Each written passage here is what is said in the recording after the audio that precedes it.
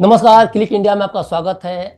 आज एक बात मैं आपसे कहूंगा कि आप चाहे घर में जितना भी बड़ा शेर बन जाए, लेकिन रियल लाइफ में अगर शेर से आपका सामना हो जाए तो जान जाने का डर आपकी रूह कपा देगा।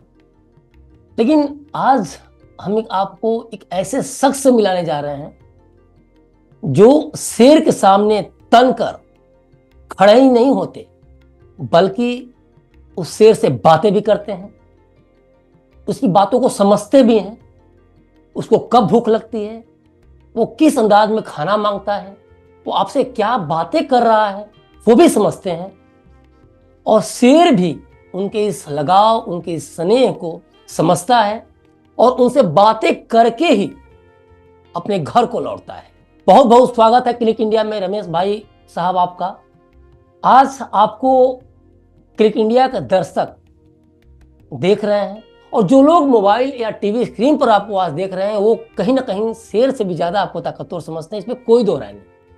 लेकिन ये साहस, ये ताकत आप कहां से लाए? शेर को समझने को, उसकी भाषा को समझने को, उसके जीवनचर्या को समझने को, उसके व्यवहार को समझने को आपकी ललक आपके अंदर कहां से आई? रमेश भाई साहब प्लीज हमारे दर्शकों को बताएं। नमस्कार, मैं रमेश भाई रावल, सिंह दर्शन दीव। मैंने 1972 में सबसे पहले शेर को देखा। जब शेर को देखा तो मैं तुलसी श्याम और सताधार के बीच में बस गिर के जंगल में चल रही थी जी। और उस टाइम बाणेज के नजदीक मैंने शेर को देखा।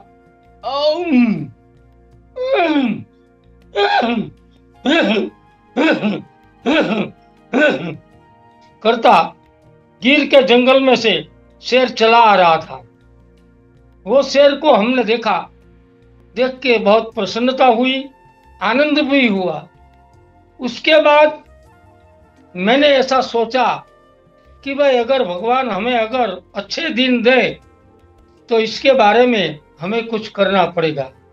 बाद में उसका अभ्यास किया तो पता चला कि गिर के जंगल में बहुत कम शेर रह गए हैं जी।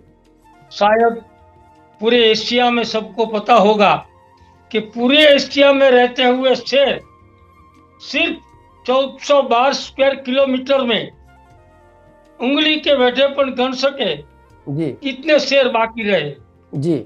उस टाइम हमारे नवाब साहब को जी। ऐसा लगा कि उसके लिए हमें कुछ करना चाहिए। जी। तो नवाब साहब ने उसके ऊपर बैन लगा दिया, शिकार के ऊपर, हंटिंग के ऊपर। जी। और हंटिंग का बैन लगाने के बाद उसमें दिन प्रतिदिन थोड़ी वृद्धि होने लगी।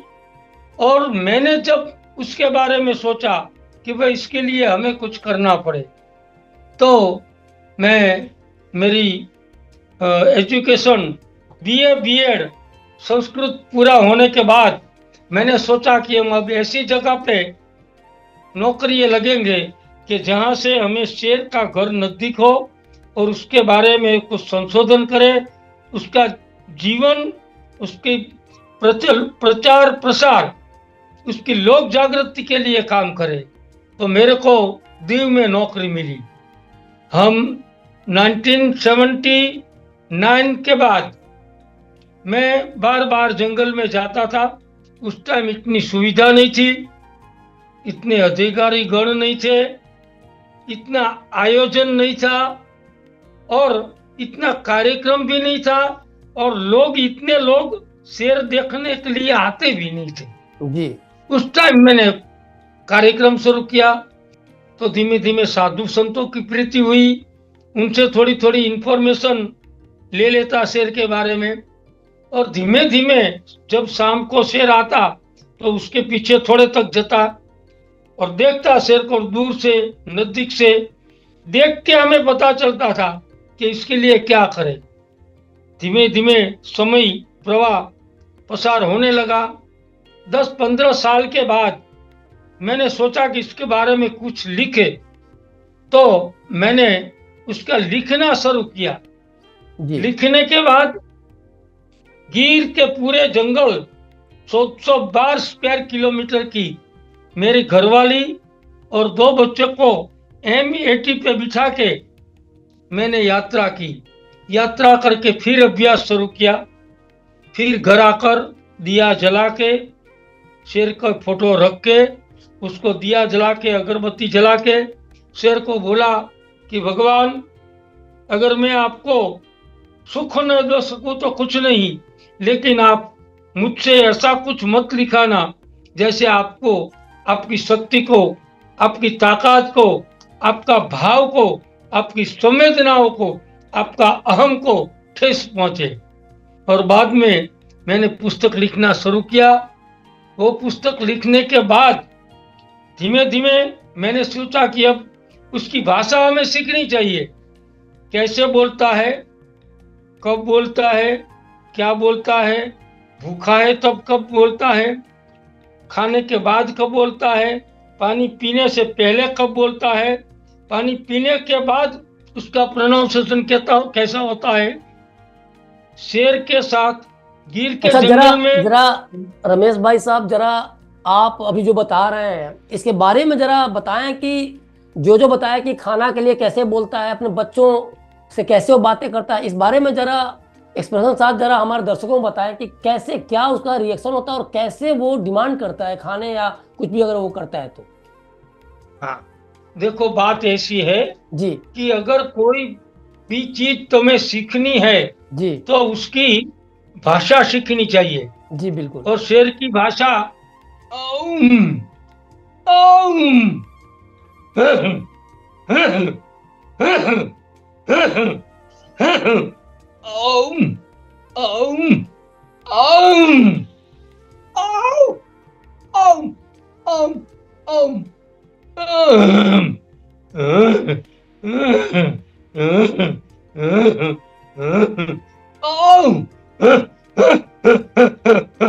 औम,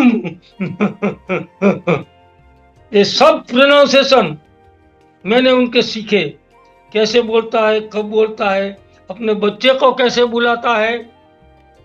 ये जरा अपने ये रमेश भाई साहब जरा ये एक एक करके बताइए कि जैसे अपने बच्चों को बुलाता है तो किस अंदाज में बुलाता है। ठीक है, आपने अभी जो बताया हाँ, जिस भाषा के बारे में हाँ, वो थोड़ा क्लियर नहीं हो जैसे पा रहा है। जी प्लीज। हाँ, मैं आपको बताऊं, जी शेरनी ने 2 बच्चे दिए हैं और बच्चे तो वो साथ में लेके नहीं घूमती, बच्चे को एक जगह पे रख देती है, फिर वो शिकार करने के लिए जाती है। तो शिकार करने के लिए अगर शेरनी जाए तो इसका बच्चा को तो कोई ले जाता है। अच्छा, बच्चा को कोई अगर शिकार छोड़ के जाए तो शिकार दूसरे प्राणी खा जाते हैं। तो वहां से शेरनी ऐसा कुछ आवाज, उसकी प्रोनाउंसिएशन ऐसी होती है, औम, औम, औम। तो ये उसके बच्चे की बुलाने की आवाज है। अच्छा, अपने शेरनी जब बोलती है तो तुम बोलोगे तो पता चल जाएगा ये आपकी आवाज है। अगर मैं बोलूंगा तो उसको पता चल जाएगा ये तो मेरी आवाज है।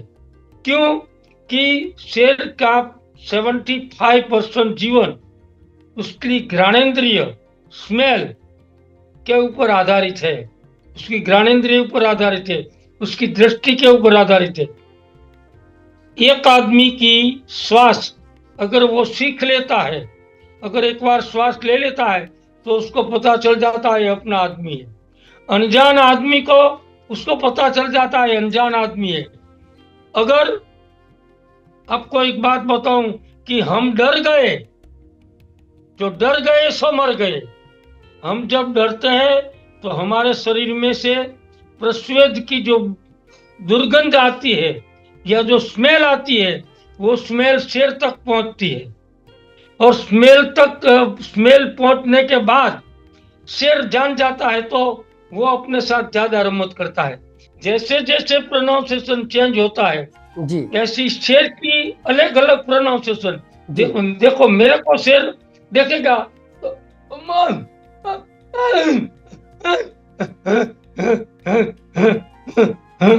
ऐसा बोलेगा। क्या क्यों मतलब, कि इसका वो क्या मेरे को मतलब? पहचानते हैं। जी, अगर शेर ऐसा बोलता है आपको देखे तो इसका क्या मतलब है? हाँ, तो उसका मतलब ये होता है कि वो आपको पहचान गया है, आप उसके आदमी हैं। अच्छा। अच्छा, वो गर्जना करता है तो कभी शिकार किस दिशा में जाना है, पहले वो गर्जना करेगा, औम,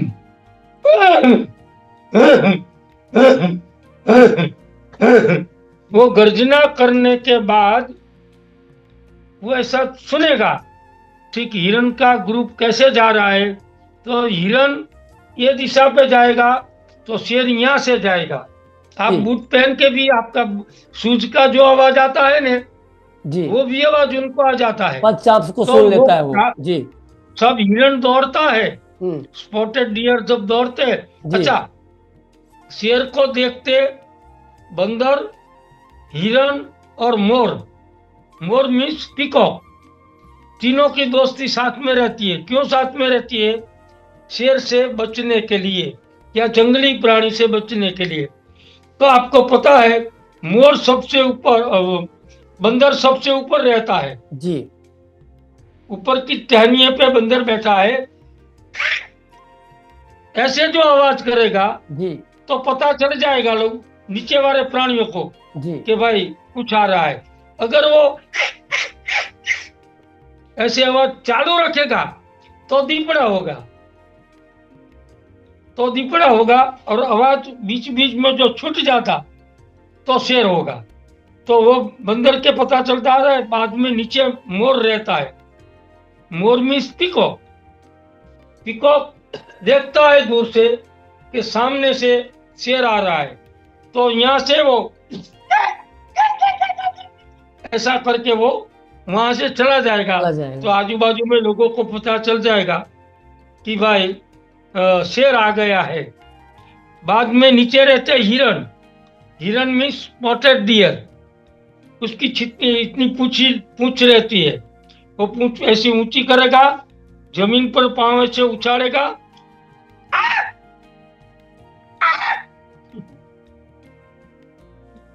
तो सबको पता चल जाएगा कि भाई शेर आ रहा है। तो ऐसे जंगल में रहने वाले सभी प्राणियों की ऐसे जो आवाज सुनेंगे तो सब भागने लगेंगे। जी वो भागने लगेंगे तो वो ऐसा कान करके सुनेगा कौन सी दिशा में जा रहा है।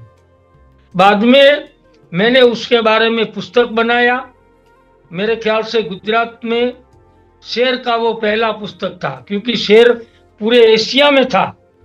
एशिया में से कट होते होते सिर्फ गिर के जंगल 1412 स्क्वायर किलोमीटर में वो रह गया, और वहां उसका रक्षण करना बहुत जरूरी था। वो शेर के बारे में पुस्तक लिखी, उसका परिचय लिखवाया। बड़े बड़े लोग, हमारे डीसीएफ है, हमारे पुराने सब वाइल्ड लाइफ के एडवाइजर हैं, पूरे वर्ल्ड के वाइल्ड लाइफ के एडवाइजर हैं, उन लोगों का उसमें मैसेज लिया मैंने जी बुक में, जी कि पता चले भाई बुक में मैंने क्या लिखा है। आपको एक बात बताऊं, प्रेम क्या नहीं कर सकता। मैं तो शिक्षक हूं, मैं जंगल खाता का कर्मचारी नहीं हूं। मैं शिक्षक होते हुए भी मैंने मेरी जिंदगी में मेरी पूरी जिंदगी शेर के पीछे समर्पित कर दी।